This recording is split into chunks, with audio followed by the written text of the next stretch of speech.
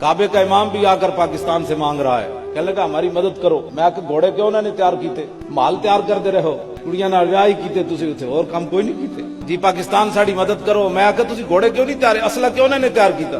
پوری دنیا میں مسلمانوں کو تم نے ذلیل کروایا، سعودی عرب نے ذلیل کروایا، ہمارے پاس پورے دلائل موجود ہیں۔ آج تک مسلمانوں کی ذلت کی وجہ صرف سعودی عرب ہے۔ ظاہر مرکز کے اندر جب تم نے رسول اللہ کے صحابہ کی قبروں پر بلڈوزر چڑھا دیے تو اب داعش کو تم خارجی کہتے ہو، تم کون ہو؟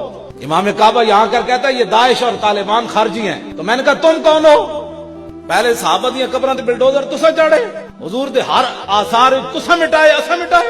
ساڈے بابے تو کہتے سن حرم کی زمین اور قدم رکھ کے چلنا۔ ہمارے بزرگوں نے تو یہاں تک ادب اور احترام کی بات کی، اور ساری زندگی امام مالک نے جوتے نہیں پہنے، ساری زندگی گھوڑے پر سوار نہیں ہوئے، وہ امت کو بتاتے نا وہ ادب اور احترام۔ یہاں امام کعبہ آیا تو منصورے میں گیا، اس کی گاڑی بھی لوگوں نے چومی اور اس کے ٹائر بھی چومے۔ میں نے کہا جی امام کعبہ جس گاڑی چاہے انہوں بھی تسی چومیا۔ جدوں حضور دی جالیاں دے سامنے ایک بندہ چومنا چاہتا تھے تو تسی حاضر الحدید، یہ تو لوہے ہے، یہ تو نفع نہیں دیتا، نقصان نہیں دیتا۔ اور میں نے کہا امام کعبہ جس گڈی چاہیا وہ لوہا نہیں سی، وہ سونا سی۔ باقی رہ گیا حرمین طیبین کا مسئلہ، تو تم دوڑنے کی ضرورت ہی نہیں ہے۔ ہر پاکستانی سب کچھ حضور کے شہر اور مکہ مکرمہ پر قربان کرنے کے لیے تیار بیٹھا، تمہیں یہاں کر تبلیغ کرنے کی ضرورت ہی نہیں ہے۔ ہمارے بڑے بتا گئے مدینے دی مٹی تے ہر شے تو مٹھی، تو ون پوچھو نہ کو جنا جا کے ڈٹھی۔